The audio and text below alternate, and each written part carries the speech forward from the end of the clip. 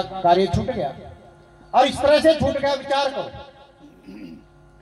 रामायण पढ़िए आप, सीता मंत्र बोलती है। राम की माता कौशल्या, जब श्री राम गए मां के पास, कौशल्या के पास, की है मां, मैं राज्य छोड़ करके वन में जा रहा हूं, मेरे पिता की आज्ञा। तो जानते हो प्रसंग आता है उस समय कौशल्या मां यज्ञ कर रही थी। स्पष्ट शब्द आते हैं, वहां अग्नौ जो होती, वो अग्नि में हवन कर रही थी और मंत्र पाठ कर रही थी। सारे के सारे वेदों में, सारे उपनिषदों में बहुत सारे इस प्रकार के प्रमाण आते हैं। मनुस्मृति के अंदर बहुत सारा जो वैदिक साहित्य, सब जगह प्रमाण आते हैं कि स्त्री पुरुष दोनों वेद पढ़ें, दोनों वेदों का अभ्यास करें। पर आज के धर्म के ठेकेदार, बहुत सारी वीडियो अभी सर्च करो, भी मिल जाएगी आपको गूगल पर जाकर के, आप देखो आज के कथावाचक क्या कहते हैं कि स्त्रियां वेद न पढ़ें, स्त्रियों को गीता, स्त्रियों को, नारियों को, महिलाओं को गायत्री मंत्र पढ़ने का भी अधिकार नहीं है। विचार करने की बात है। इनके शास्त्र क्या कहते हैं और ये क्या बकवास करते हैं। और प्रचार किसका है आज? प्रचार इन कथावाचकों का ही है। और कई कथावाचक तो ऐसे हैं जो श्री राम की कथा कर रहे हैं और बीच बीच में अल्लाह अकबर के नारे भी लगवाते हैं। मोला मोला मोला मोला, एक मुरारी बापू है, बहुत सारे बापू हैं जो कथावाचक हैं, वे बीच बीच में अल्लाह अकबर, मोला मोला मोला मोला करते हैं। अच्छा, राम का प्रचार है, रामायण का प्रचार है, या जो है मुल्ला का प्रचार है? दुर्भाग्य है इस जाति का। हिंदू जाति आज ये हिंदू बन गई, पहले आर्य थी और अब हिंदू भी नहीं रही। क्यों? क्योंकि वेद का अभ्यास छूटा। तो ऋषियों ने कहा कि वेद का यदि अभ्यास नहीं रहा तो धर्म को कहां से जाने? तो कहा स्मृति, वेद स्मृति सदाचार है स्वस्य प्रियात्मा ने 4 उपाय बताए। तो कहा वेद यदि नहीं पढ़ सकते तो स्मृति ग्रंथ पढ़े। स्मृति क्या है? वेदों के व्याख्यान ग्रंथ जो ऋषियों ने बनाए वेद की विद्या के, जिससे वेद की विद्या स्पष्ट हो सके, उनका नाम स्मृति है। तो हम स्मृति ग्रंथ पढ़े, पर हमें स्मृति ग्रंथ पढ़ने का भी अभ्यास नहीं है। वाल्मीकि ने रामायण लिखी थी, यह भी स्मृति ग्रंथ है, ध्यान रखना। क्योंकि काव्य लिखने का प्रयोजन क्या है? काव्य लिखने का प्रयोजन है काव्यम यश से अर्थ कृत्य व्यवहार विदे। क्या है? काव्यम यश से, यश के लिए काव्य लिखा लोगों ने, अर्थ विदे, व्यवहार विदे, व्यवहार ज्ञान के लिए काव्य लिखा गया। वाल्मीकि ने लोगों के सामने राम के स्वरूप को इसलिए रखा जिससे हम राम के जीवन से धर्म की शिक्षा ले सके। हम जान सके कि राम ने इन परिस्थितियों में ऐसे ऐसा आचरण किया, ऐसा ऐसा उन्होंने उपदेश किया, ऐसे ऐसे उसके विचार थे, ये उसका दर्शन था। तो हमारा भी आचरण, हमारा भी व्यवहार, हमारा भी दर्शन ऐसा ही होना चाहिए। क्योंकि सारे काव्यों का एक ही उद्देश्य है, जो काव्य रचना की गई उनका उद्देश्य यही है कि रामादिवत वर्तितव्यम न तो रावणादिवत। राम की तरह, राम आदि की तरह हमें व्यवहार करना चाहिए और रावण आदि की तरह व्यवहार नहीं करना चाहिए। ये सिखाने के लिए ऋषियों ने काव्य ग्रंथ लिखे, लेकिन उन काव्य ग्रंथों को बिगाड़ा। कितना बिगाड़ा? और कौन आए बिगाड़ने के लिए? यही लोग थे, यही संस्कृत पढ़ने वाले लोग, यही धर्म के ठेकेदार लोग अपनी संस्कृति को बिगाड़ने का काम किया। कैसे किया? विचार करने की बात। कितनी उल जुलूल बातें रामायण में जोड़ दी गई राम को अपमानित करने के लिए। 5 कांड रामायण में महर्षि वाल्मीकि ने लिखे, लेकिन 5वें कांड के अंत में वाल्मीकि महर्षि लिखते हैं, ग्रंथ को समाप्त करते हुए, कि जो भी व्यक्ति इस काव्य ग्रंथ को, इस रामायण को पढ़ेगा और उस पर आचरण करेगा, उसका निश्रेष होगा, उसको मोक्ष मिलेगा। और कह करके ग्रंथ समाप्त कर दिया। पर धूर्तों का पेट नहीं भरा। धूर्तों ने क्या किया? उसमें भी एक कांड जोड़ दिया। और वो कांड कैसे जोड़ा? उसका नाम रख दिया उत्तरकांड। उत्तरकांड जोड़ करके रामायण में मिलावट की और उसके साथ में एक भाग और जोड़ करके 6 कांड वाली रामायण बना दी। आज जो रामायण मिलती है वाल्मीकि की, वो भी 6 कांड वाली है। रामायण में बहुत सारी मिलावट करी। कैसे कैसे मिलावट करी, अब उत्तरकांड की घटना बताता हूं आपको। लोगों समाज के अंदर जहर घोलने के लिए लोगों ने कैसे काम किया। कहा कि एक दिन एक व्यक्ति, हाँ, कुछ ब्राह्मण दौड़े दौड़े आए राम के पास और आकर के कहने लगे, महाराज हमारी संतान मर रही है, हम मिट रहे हैं, समाप्त हो रहे हैं, कोई उपाय करो, कारण बताओ क्या कारण है। राम ने नारद से पूछा, नारद पता करो ये ब्राह्मण के पुत्र क्यों मर रहे हैं। तो नारद ने पता करके बताया कि एक शंभुक नाम का एक शूद्र तपस्या कर रहा है। शंभुक नाम का शूद्र तपस्या कर रहा है और उसकी तपस्या करने से ब्राह्मणों के पुत्र मर रहे हैं। तो कहा कि अच्छा उसको रोको। तो श्री राम ने पुष्पक विमान को बुलाया, पुष्पक विमान आ गया, विमान पर बैठे, वहां गए और जाकर के पूछा, तू कौन है, इस पेड़ पर उल्टा क्यों लटका हुआ है। तो उसने कहा, मैं शंभू को हूं, एक शूद्र हूं, पर मैं भी मुक्ति पाना चाहता हूं, मैं भी परमात्मा को पाना चाहता हूं, इसलिए तप कर रहा हूं, तपस्या कर रहा हूं। तो श्री राम ने कहा, तुझे तप करने का अधिकार नहीं, शूद्र को तप करने का अधिकार नहीं है, और ये कहकर के उसकी गर्दन काट ली। तब ब्राह्मणों की संतानें मरने से बची। अच्छा, इससे बेतु की बात, बकवास गल्प क्या हो सकता है।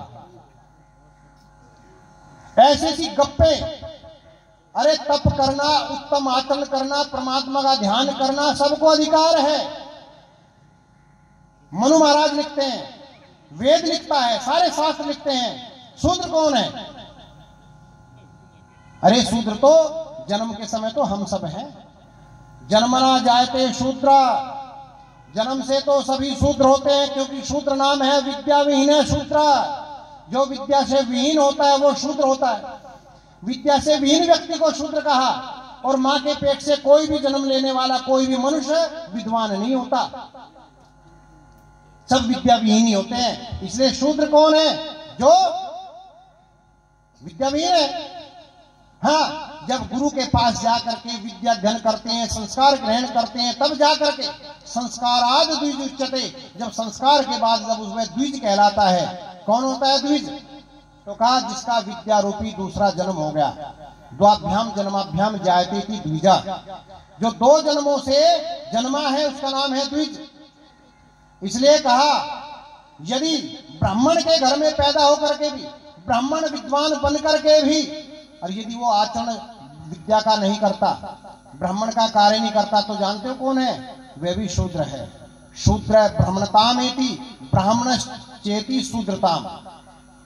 ब्राह्मण शूद्र बन जाता है और शूद्र ब्राह्मण बन जाता है, क्योंकि ब्राह्मण और शूद्र ये सब उपाधि हैं कार्य करने वाले की। जैसा जो कार्य, इसलिए उनके कार्य भी निश्चित किए, अध्ययन अध्यापनम यजनम याजनम आदि आदि, कि जो ये काम करेगा वो ब्राह्मण है, जो ये काम करेगा वो क्षत्रिय है, जो ये काम करेगा वैश्य है, और जो इस प्रकार के काम ना करके केवल सेवा करेगा वो, क्योंकि वो विद्याविहीन है, उसका नाम शूद्र है। पर लेकिन ब्राह्मणों में, वैश्यों में, क्षत्रियों में और शूद्रों के बीच में भेद पैदा करने के लिए, शूद्रों को अपमानित करने के लिए, राम को अपमानित करने के लिए कथा घड़ी गई, और ऐसी ऐसी कथा घड़ करके रामायण में मिला दिया गया। कितना अपमानित किया, और राम से आगे तो कृष्ण को अपमानित करने में कोई कसर नहीं छोड़ी। हमने अपने इतिहास को, विकृत इतिहास को पढ़ा, आज भी पढ़ रहे हैं, उन्हीं का प्रचार है। देखो कैसा बेहुदा प्रचार रामायण के नाम पर। कहते कि वाल्मीकि ने 14,000 वर्ष पहले रामायण लिख दी थी राम के पैदा होने से। कितने 14,000 वर्ष पहले। पर रामायण उठा करके देखो, पहले ही श्लोक में वाल्मीकि पूछ रहे हैं ब्रह्मा से कि समय कौन है ऐसा व्यक्ति जो इस धरती पर जो फला फला गुणों से अलंकृत है, जो ऐसे ऐसे गुणों वाला महान व्यक्ति कौन है। तब ब्रह्मा कहते हैं कि ऐसा व्यक्ति तो अयोध्या पर शासन करने वाला श्री राम है। विचार करने की बात है। और फिर उसके साथ में उनकी एक घटना घटित हो जाती है। वे नदी पर स्नान करने के लिए गए, तो वहां एक जोड़ा क्रौंच पक्षी का आपस में बैठा, पेड़ की डाल पर बैठा खेल रहा था। उसी समय एक शिकारी ने एक बाण उठा करके एक क्रौंच पक्षी जो नर पक्षी था उसको मार दिया। तो क्रौंची जो थी वो रोने लगी, तड़पने लगी उसको देख करके। तो वहां उसके मुंह से एक श्लोक निकलता है, मां निषाद प्रतिष्ठाम त्वगमय शाश्वती समा, इस प्रकार का एक श्लोक निकलता है। और श्लोक निकला तो फिर उन्होंने विचार किया भाई, क्योंकि उनके हृदय में जो करुणा था, करुणा का भाव बाहर निकल करके आया एक श्लोक के रूप में। जब वो विचार उन्होंने आकर के फिर ब्रह्मा आदि के सामने रखा कि मेरे साथ ऐसी ऐसी घटना घटी, तो फिर ब्रह्मा ने कहा कि तुम एक काम करो, इसमें काव्य ग्रंथ की रचना करो और ये सारी जानकारी राम के विषय में किससे प्राप्त करो? नारद से पूछ लो, क्योंकि नारद भी एक उपाधि है। किसकी उपाधि है? एक मीडिया कर्मी की। जैसे आज हमारे पत्रकार नहीं है जो सब जगह की खबर रखते हैं, ऐसी खबर रखने वाले व्यक्ति को नारद कहा गया। नारद कोई एक व्यक्ति नहीं था, नारद तो न जाने कितने हुए, युग युग में होते रहे, आज भी हैं। जो भी समाचार इधर से उधर पहुंचाते हैं, समाचार रखते हैं, वे सब कौन है? रिपोर्टर। वे कौन है? सब नारद ही तो हैं। तो नारद से पूछा और नारद से जानकारी लेने के बाद तब उन्होंने काव्य ग्रंथ लिखा जिसका नाम था रामायण। राम का अयन, अयन कहते हैं मार्ग को, राम का मार्ग, जिस मार्ग से, जिस ढंग से राम चले, जिस ढंग से राम ने जीवन जिया, उस मार्ग को उन्होंने लिखा।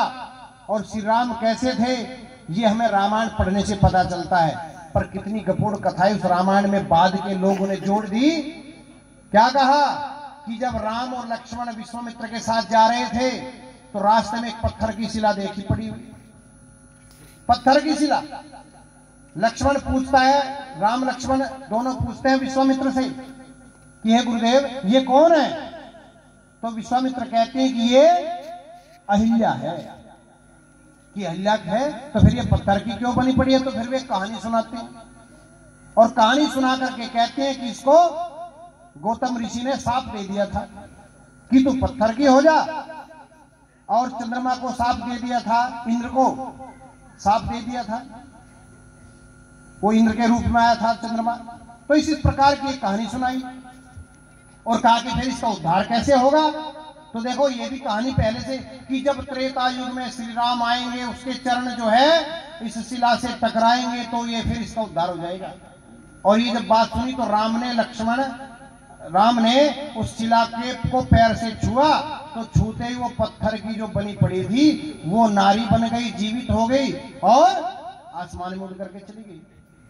अच्छा है नहीं बेसिर पैर की कहानी है, इसमें कोई सिद्धांत, कोई तथ्य, कोई सच्चाई, कोई लॉजिक, कोई बात है इसमें? अब रामायण पढ़ो आप, रामायण में पता चलता है पढ़ते हुए कि जब राम लक्ष्मण जा रहे थे, विश्वामित्र से पूछा हे गुरुदेव ये आश्रम किसका है? अब रामायण में देखो रामायण में कैसा है, रामायण में पूछा हे महाराज, हे गुरुदेव ये आश्रम किसका है? तो उसने बताया ये अहिल्या है और बड़ी तपस्विनी है, ये सिद्धाश्रम है और तुम्हें उसके जाकर के चरण वंदना करनी चाहिए। तो राम लक्ष्मण जाकर के अहिल्या के चरणों को छूते हैं और अहिल्या उस समय बैठी ध्यान कर रही थी, वह वहां तपस्या करती थी, उसका आश्रम था। वे दोनों भाई जाकर उसके चरणों को छूते हैं और उससे आशीर्वाद लेते हैं। ये तो रामायण की बात है।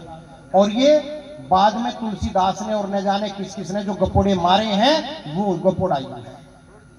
ऐसे न जाने कितने गपोड़े रामायण में भर दिए। देखो सीता को बदनाम करने के लिए क्या कहा कि जब मारीच आया राक्षस, मारीच राक्षस क्या बन करके आया? तो कहते हैं कि सोने का हिरण बन करके आया और सोने का हिरण बन करके आकर के उसने वहां चित्रकूट में जहां रुके हुए थे वहां आकर के उसने उछल कूद मचानी शुरू कर दी। अब सीता ने देखा हो सोने का हिरण है तो राम से आग्रह किया कि जाओ मेरे लिए सोने के हिरण को पकड़ करके लाओ। कोई कहते हैं कि सीता ने ये कहा कि मैं इसकी मृगशाला बनाऊंगी, कोई कहता है कि नहीं सीता ने तो ये कहा था कि भाई मैं इससे खेला करूंगी, पर लाओ ये सोने का हिरण है। अब राम जो है सीता के कहने से सोने के हिरण को पकड़ने के लिए गए तो वो कुलाचे मारने लगा, भागने लगा और दूर चला गया। और जाते जाते जब राम के तीर से वो मरने लगा तो उसने कहा हा राम, हा लक्ष्मण, हा सीता, और कह करके प्राण छोड़ दिए। अब विचार करने की बात है, क्या राम अनपढ़ थे? या गंवार थे, मूर्ख थे, उसको नहीं पता कि सोने का हिरण होता है कि नहीं होता है, एक बात। दूसरी बात, कोई भी मनुष्य जाति परिवर्तन नहीं कर सकता, न अन्य कोई जीव जाति परिवर्तन कर सकता। मरने के बाद ही दूसरी जाति प्राप्त होती है। सुनो ध्यान से, गीता में योगेश्वर कृष्ण ने क्या कहा। हमने शास्त्र नहीं पढ़े ना पढ़ते, इसलिए ऊट पटांग बातों पर हम विश्वास करते हैं। क्या लिखा? देहिनो अस्मिन यथा देहे कौमारम यौवनम जरा तथा देहांतर प्राप्ति धीरे तत्र न मुह्यति। ये लिखा है। लिखा है कि जैसे देही यानी आत्मा के इस शरीर में 3 अवस्थाएं क्रम से आती है। कौन कौन सी? बाल्यावस्था, युवावस्था और वृद्धावस्था। ठीक उसी प्रकार देहांतर प्राप्ति यानी अन्य शरीर की प्राप्ति कब होती है? मृत्यु के बाद होती है। मृत्यु से पहले ऐसा नहीं है कोई भी कि भाई अभी मनुष्य है और अभी पक्षी बन जाए या पशु बन जाए, या कोई पशु है तो वो मनुष्य बन जाए। पर ऐसा गपोड़ा दिखा जाता है टीवी के ऊपर। एक कहानी घड़ी जाती है, क्या? इच्छाधारी नागिन की। और बहुत सारे सीरियल बने, बहुत सारी फिल्में बनी। क्यों? इच्छाधारी नागिन है, वो है तो नागिन पर नारी बन जाती है और अपने शत्रुओं से बदला लेती है। ये सारी बातें गपोड़ कथाएं हैं, इनमें लेश मात्र भी सच्चाई नहीं है। ये ना सिद्धांत सम्मत है, ना बुद्धि सम्मत है, ना तर्क सम्मत है, ना शास्त्र सम्मत है। पर ऐसी कहानियों का प्रचार खूब होता है। तो ये भी एक इसी प्रकार की कहानी है कि मारीच आकर के सोने का हिरण बन जाए। पर सुनो, वहां हिरण की बात नहीं है रामायण में। उठा करके देखो रामायण, वहां मृग की बात है। और कैसा मृग? जानते हो मृग का अर्थ क्या है? आज तो मृग का अर्थ हम केवल हिरण समझते हैं, पर प्राचीन साहित्य में मृग का अर्थ शेर होता था।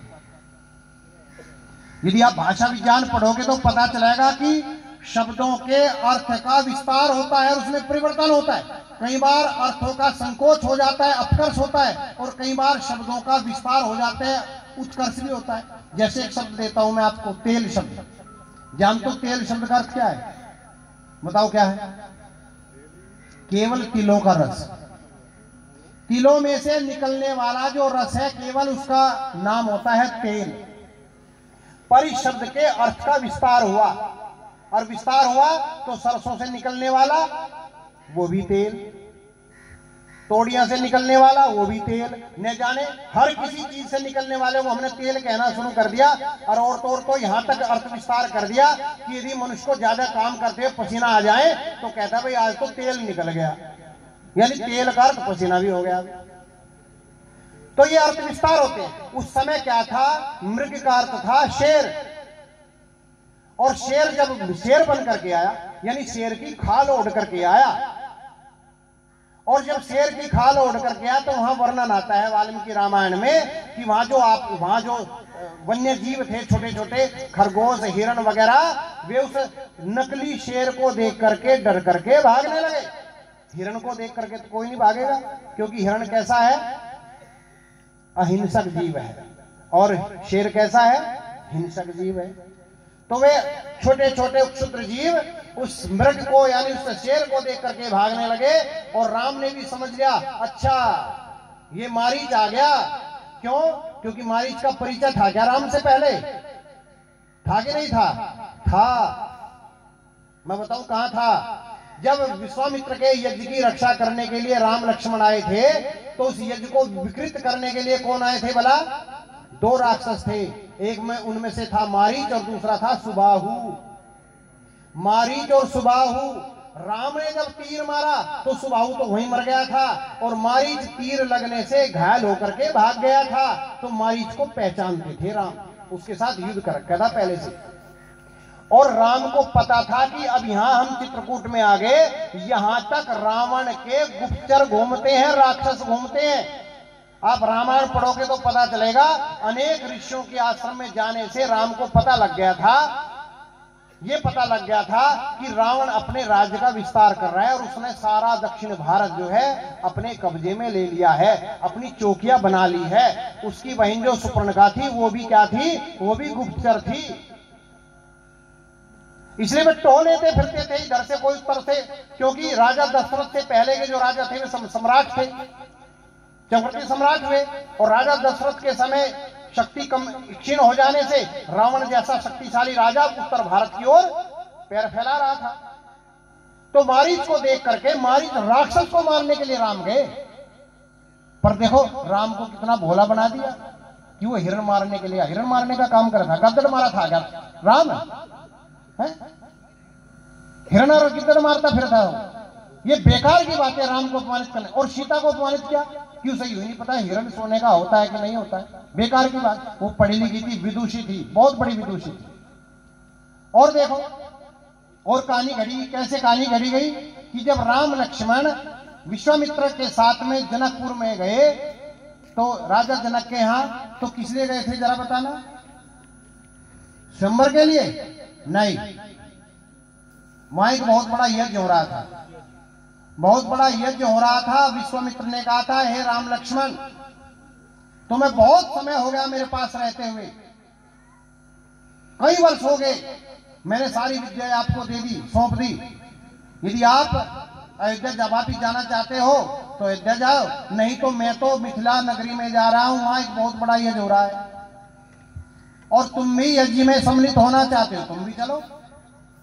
तो उन्होंने दोनों ने कहा, गुरुदेव हम तो आपके साथ यज्ञ में जाएंगे, हम अभी घर नहीं जा रहे, हम तो यज्ञ में जाएंगे। और यज्ञ में जाएंगे तो जब उन्होंने यज्ञ में जाने की हाँ की तो विश्वामित्र ने कहा कि फिर तो एक बात और है, वो भी सुन लो। राजा जनक के यहाँ एक बहुत बड़ा धनुष रखा है और वो अद्भुत धनुष है, उसके बारे में उन्होंने विस्तार से बताया कि उसको सब ना कोई चला सकते, ना उस पर कोई हथियार के रूप में उसे प्रयोग कर सकते। तो राम ने कहा फिर मैं उस धनुष को जरूर देखूंगा। वहां जब गए कहा मिथिला नगरी में, राजा जनक के वहां तो यज्ञ में सम्मिलित हुए और वो यज्ञ चला था, बहुत बड़े यज्ञ था, देश विदेश से बहुत बड़े बड़े विद्वान ऋषि महर्षि उस यज्ञ में सम्मिलित हुए थे। तो वहीं उसी यज्ञ के अवसर पर विश्वामित्र ने जनक से कहा कि महाराज ये मेरे दो शिष्य हैं, ये राम और लक्ष्मण, ये राजकुमार हैं और वे आपके उस धनुष को देखना चाहते हैं। तो राजा जनक ने कहा कि बहुत अच्छी बात है, मेरा सौभाग्य हो यदि उस धनुष को ये देखें, और क्योंकि उस धनुष के साथ मैंने एक शर्त जोड़ रखी है। और तब बताया कि वो शर्त क्या है, कि शर्त ये है कि मेरी जो बेटी है वो विवाह योग्य है, वो जवान है, लेकिन प्रचारित क्या किया जाता है तुलसीदास आदि के द्वारा कि वो केवल 6 वर्ष की थी जब उसका विवाह हुआ। देखो कितनी बकवास, अपने महापुरुषों को किस प्रकार इन लोगों ने अपमानित किया। आप मोहम्मद साहब के बारे में कह सकते हैं ऐसी बात? कोई कत्ल हो जाएंगे, सारे संसार के लोग इकट्ठे हो जाएंगे। कैसे इकट्ठे होंगे? जैसे हमास आतंकवादियों के पक्ष में भारत का सारा मुसलमान, सारे इस्लामिक देश, संसार के सारे इस्लामिक देश, सारे इस्लाम के लोग मानने वाले इकट्ठे हो गए। और जबकि आपको पता होना चाहिए सन 68 में, सन 70 में 25,000 मुसलमान हमास के लोगों का यानी फिलिस्तीनियों का कत्ल किया था पाकिस्तान ने जाकर के, जियाउल हक के नेतृत्व में 25,000 का। और वही झारखंड की सहायता करने के लिए गया था जियाउल हक, झारखंड में जाकर के गृह भी छेड़ दिया था इन्होंने, फिलिस्तीनियों ने। इजराइल के मारे हुए वहां गए, शरण दी, जॉर्डन के राजा ने, किंग ऑफ जॉर्डन ने उनको शरण दी, अस्पताल बनवाए, इनके लिए जो है स्कूल खोले, रहने के लिए स्थान बनाया, इनको अतिथि के समान इनका सत्कार किया। और इन्हीं लोगों ने उसी झारखंड के खिलाफ राजद्रोह कर दिया, गृह भी छेड़ दिया, उसको गद्दी से उतारने का प्रयास किया, झारखंड की जनता को जो है कत्लेआम किया। तब उसने इस्लामिक देशों से सहायता मांगी थी, सन 70 की बात है, और पाकिस्तान ने जाकर के सहायता की थी। जियाउल हक गया था और 25,000 अपनी सेना के साथ में 25,000 फिलिस्तीनियों का कत्ल किया था। लेकिन देखो एकता देखिए आप उनकी, वे सारे के सारे कहाँ हैं? आज एक भाषा बोलती हैं। एक सब्जी बेचने वाला गांव में गली में जाता है ना, वो भी फिलिस्तीनियों का, हमास के आतंकवादियों का समर्थन करता है। उसने जो इजरायलियों का कत्ल किया है वो कत्ल नहीं उनको दिखाई देता, वो केवल जो है अपनी बात कहते हैं। कैसा संगठन उनका, कैसी शक्ति! इसलिए तो शक्ति है, 57 देश हो गए और हमारे में कहीं एक भी एकता नहीं है। क्यों? एकता को हम जानते हैं। समगच्छध्वम संवदनम संवो मनांसी, जानता में एक भाषा हो, एक आचरण हो, एक व्यवहार हो, एक जैसा मन हो, तब जाकर के संगठन बनता है। ऐसे नहीं बनता कि कोई कुछ माने, कोई साईं के पीछे और कोई गणेश के पीछे और कोई किसके पीछे और कोई किसके पीछे, शराब पी करके, भांग पी करके, अपने महापुरुषों का अपमान करके कोई संगठन नहीं बनता। ध्यान रखना, ना बना और ना बनेगा, इसलिए मिटते चले जाएंगे और मिट रहे हैं। तो क्या हुआ, मैं उस बात को पूरी कर दूं कि तब राजा जनक ने बताया कि मेरी बेटी विवाह योग्य है, और क्योंकि उससे विवाह करने के लिए अनेक देशों के राजकुमार आए, पर मेरी दृष्टि में वे योग्य नहीं थे, इसलिए मैंने एक शर्त जोड़ दी उसके साथ में कि जो भी इस धनुष पर प्रत्यंचा चढ़ाएगा मैं उसका विवाह अपनी बेटी के साथ में करूंगा। तो जब ये बात का पता चला तो राम ने इस बात को निर्णय करने के लिए कि केवल प्रत्यंचा नहीं चढ़ानी, किसी को धोखे में नहीं रखना, तो धनुष को उठाया और धनुष को तोड़ ही डाला। तब जनक ने प्रसन्न होकर के कहा कि हे राम, मैंने आपकी योग्यता को सुना था, इसलिए मैं चाहता हूं कि मेरी बेटी का विवाह आपके साथ हो, और आप सौभाग्य से मेरे दरवाजे यहाँ पे द्वार पर आ गए और आपने प्रतिज्ञा भी पूरी कर दी, इसलिए मैं अपनी बेटी का सीता का विवाह तुम्हारे साथ करना चाहता हूँ। तो विश्वामित्र ने कहा फिर ऐसे नहीं होगा, पहले जाओ और जो है राजा दशरथ को सूचना दो। तो वहां से राजा दशरथ को सूचना देने के लिए घोड़े पर सवार होकर के कई सारे सैनिक द्वारपाल जो भी थे दूत, वे वहां गए, अयोध्या में गए, और अयोध्या में जाकर के वहां से उन्होंने बताया कि ऐसे ऐसे है। तो अब बाकी के दो भाई भरत और शत्रुघ्न को भी लिया, कुछ सेना के भाग को लिया, और सब वापस गए, अयोध्या में गए। और जब वहां चले गए तो फिर जो उसका मंत्री था राजा जनक का, उसने कहा कि राजा जनक को कि महाराज एक काम और कर लो, लगे हाथ, एक और काम बढ़िया ने काम कर लो। आपके एक बेटी नहीं, आपके दो बेटी है, और दो बेटी मेरे हैं, इसके छोटे भाई के आपके छोटे भाई का जिसका नाम क्या था, कुशध्वज, और राजा जनक का नाम क्या था, शीरध्वज। कहा कि कुशध्वज के दो बेटी हैं, आपके दो बेटी हैं, और राजा दशरथ के चार बेटे हैं, तो लगे हाथ क्यों नहीं इनका विवाह कर देते, सारे योग्य हैं। तो फिर चारों का विवाह वहीं हुआ। दो बहनें, सगी बहनें राम और लक्ष्मण के आई, और दो सगी बहनें भरत और शत्रुघ्न के आई। तो इस प्रकार, और जब वहां से बारात लेकर के वापस चलने लगे तब परशुराम उनको वहां रास्ते में मिला था। और जब परशुराम ने कहा था कि तुमने भाई ऐसे ऐसे किया है, मैं भी तुम्हारी योग्यता देखना चाहता हूं। वहां कोई लड़ाई झगड़ा नहीं हुआ, ना गाली गलौज हुई परशुराम के साथ में, पर इन लोगों ने सारे रामायण को विकृत कर दिया, बिगाड़ दिया।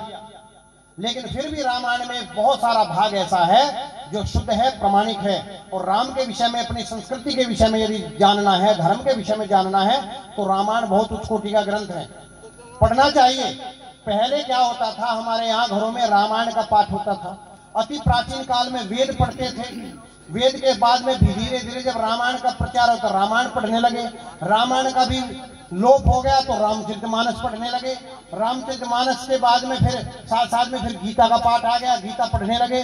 अब वो सारी बातें समाप्त हो गई। अब किसी के घरों में कोई भी अपने ग्रंथ का कोई पाठ नहीं होता।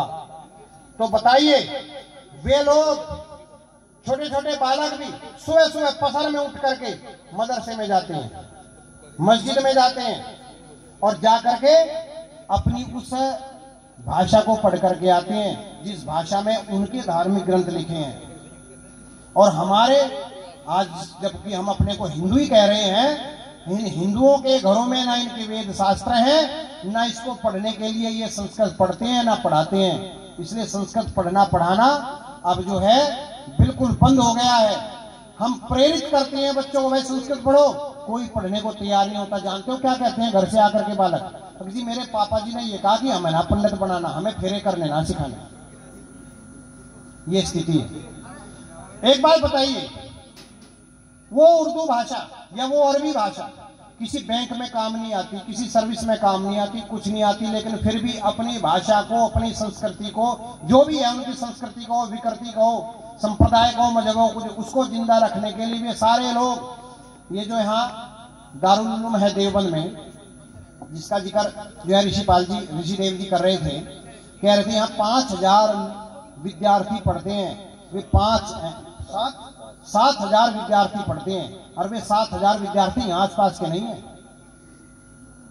इस्लामिक देशों से भी आए हैं, पाकिस्तान से भी आए हैं, बांग्लादेश से भी आए हैं, सारे बाहर से भी आए हैं और भारत से भी हैं। 7,000 तो एक ही मदरसे में पढ़ते हैं, और बहुत सारे मदरसे हैं। और वे सारे क्या पढ़ते हैं? वे सारे कुरान पढ़ते हैं और हदीस पढ़ते हैं। कुरान और हदीस उस कुरान हदीस से उनको कोई सर्विस नहीं मिलती, उस कुरान हदीस से वे डॉक्टर नहीं बनते, ना इंजीनियर बनते, न वे पायलट बनते, कुछ नहीं बनते, पर एक वे कट्टर मुसलमान जरूर बन जाते हैं। और हमारे हिंदुओं के लोग बालक जो हैं अपनी ना संस्कृति को जानते, इसलिए नहीं जानते क्योंकि उनके बड़े नहीं जानते। बताइए, जितने यहाँ लोग बैठे हैं ये तो सारे आर्य समाज से जुड़े हुए लोग हैं, ये तो अपनी संस्कृति को जानने वाले हैं, पर विचार करके बताओ, एक बार अपने अंदर झांक करके देखो, क्या हमारे घरों में हमारे वेद हैं? क्या हम पढ़ते हैं? हमने वेद देखे हैं? आश्चर्य होगा आपको। एक दिन मैंने विद्यालय में अपने बच्चों से कहा, क्लास में मैंने कहा, बच्चों तुमने वेद देखे हैं कि ना? पहले तो उनसे ये पूछा, ओ चुप हो जा। मैंने बालकों से पूछा, मैंने कहा बताओ तुम्हारे धर्म की पुस्तक कौन सी है? तो कोई कहता है कि गीता है, कोई कहता है रामचरितमानस है, कोई कहता है ये है, कभी कोई कहता है वेद का तो पता ही नहीं। फिर मैंने कहा अच्छा चलो, मैंने उनको बताया, मैं बताता हूँ, पूरी कोशिश करता हूँ कि इन बालकों को पता चले अपने धर्म का, अपनी संस्कृति का। तो मैंने उनको जब बताया सारा कुछ, तो उन्होंने कहा जी हमें वेद दिखाओ। मैंने कहा ठीक है, वेद दिखाऊंगा। एक दिन मैं घर पर गया, चारों वेदों की पुस्तक भाष्य सहित जो है गाड़ी में धर करके लाया, और लाया तो मैंने, वे कपड़े में थी ठेले में, मैंने अपने स्टाफ के लोगों से कहा, अपने साथियों से, मैंने कहा भाई आप लोगों ने वेद देखे हैं? तो कहा जी नहीं देखे। मैंने कहा देखना चाहते हो? तो कई लोगों ने कहा जो जिनके अंदर अच्छे संस्कार, हाँ जी हम बिल्कुल देखना चाहते हैं। तो मैंने कहा ठीक है देखो, ये देखो भाई वेद। तो मैंने उनको वेद दिखाया, और मैं तो यहाँ के आचार्यों से भी कहूंगा कि चारों वेदों की पुस्तक एक चौकी के ऊपर यहाँ मंच पर लगा करके रखा करो कार्यक्रम करते समय, पता तो चला ये है वेद। हम दिखाएं तो भाई ये है वेद, ये है हमारी सनातन परंपरा, ये हम वो परमात्मा का दिया हुआ ज्ञान, जिसके अंदर सारी विद्याओं का मूल है, जिसको राम ने पढ़ा। जानते हो राम कैसे बने? इस वेद को पढ़ करके। कृष्ण कैसे बने? वेदों को पढ़ करके। सारे ऋषि महर्षि, सारे देवी देवता जिसको हम कहते हैं, ये सारे के सारे वेदों को पढ़ करके विद्वान बने, महात्मा बने, ऋषि बने, महर्षि बने। उस वेदों को अध्यापकों को दिखा, फिर बालकों को ले जाकर के दिखाया। तो दुर्भाग्य है हमारा। हम एक तरफ तो कहते हैं कि भाई हम जो है हम रक्षा करें सनातनी सभी। आजकल बहुत प्रचार हो रहा है सोशल मीडिया पर, सनातनी सब इकट्ठे हो जाओ। बहुत अच्छी बात है, इकट्ठे होना चाहिए, पर यूं तो पता कर लो सनातन है क्या? सनातन नाम कावड़ ढोने का नहीं है, क्योंकि हमारे शास्त्रों में देखो सनातन का अर्थ क्या है। समय समाप्त हो रहा है, 2 मिनट का समय है, बस बात को समाप्त करूंगा। सनातन शब्द का अर्थ क्या है? सनातन शब्द का अर्थ है सदा रहने वाला, जो सदा से और सदा रहे, सदा से और सदा रहे, जिसमें लेश मात्र भी कोई परिवर्तन ना हो। कैसे भाई?